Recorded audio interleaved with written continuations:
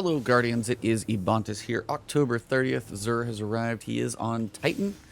So let's drive over there and we will see what he's got. Also, a reminder, tonight, 7 p.m. Eastern, right on my Twitch channel, twitch.tv/Ebontis, we will have episode 126 of The Last Word, and we are going to have Rick Kakis joining us. So it should be an awesome show.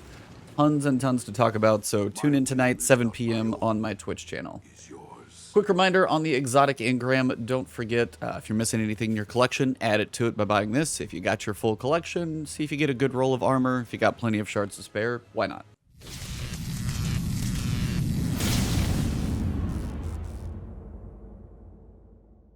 For the weapon this week, we've got Skyburner's Oath. It is a slug rifle for the intrinsic trait. This weapon lobs large, explosive, seeking slugs when you're firing from the hip. When you're aimed down sights, the slugs travel fast and straight with higher damage and a lower rate of fire. So it changes the scout rifle to actually feel very different because you actually have slower projectiles that you can actually see go through the air. You actually see them track a little bit. But if you're aiming down hip, the actual tracking that you get on it, you're still able to hit the targets you're going for without being insanely precise. So it's actually a fun weapon to use. Kind of a full auto trigger that it's got on it, and on top of that, yep, see, full auto does extra damage to Cabal and penetrates failing shields. The overall fun weapon to use against Cabal. It's a decent scout rifle, don't have to aim that accurately, aim down sights. There's probably a point in time when this thing will be good. Haven't seen scout rifles get a lot of love in a while, and I don't see it really changing. The aim down sights, or the aim assist on scouts is going to get a little buff in Crucible. Maybe this will be good, we'll have to see, but if you don't have it, I still would add it to your collections. Because, again, you never know what's going to be good. So if you haven't seen this before, buy it, test it out, see if it's fun. Otherwise, throw it in the vault, and we'll see if it gets good later. For the Hunter, we've got the Ophidia Spathe. Pretty simple. The armor perk is grants 2 knives per charge. So some previous exotics will show, like, you get 2 of something. Say you get 2 grenades, but you actually have to charge up both grenades.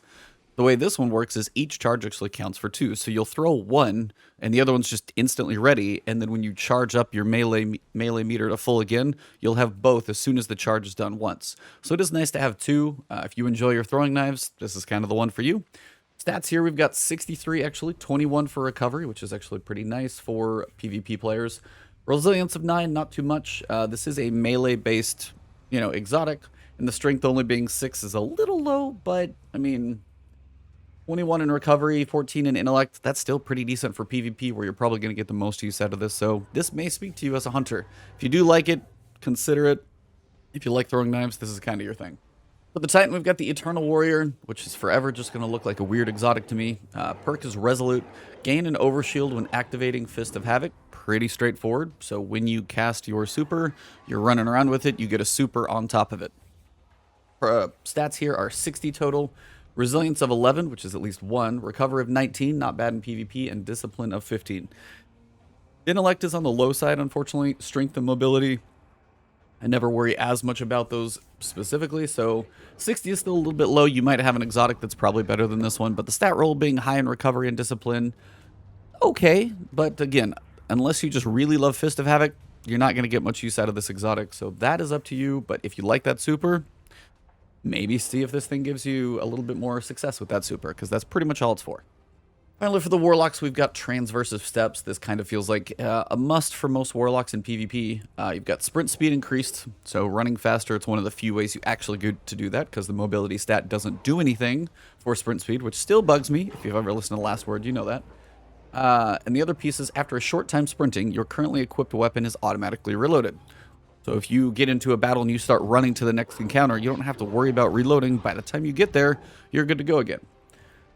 62 on the stats, 14 mobility. I guess if you are going to be sprinting, you may as well do it. And ADS, have a little freedom of movement there. Your resilience is 12, so a little bit of help there. But recovery being 7, as that is kind of a Warlock stat, that's a little bit low. Discipline of 18, though, can't argue with that. Intellect 9, strength down to 2.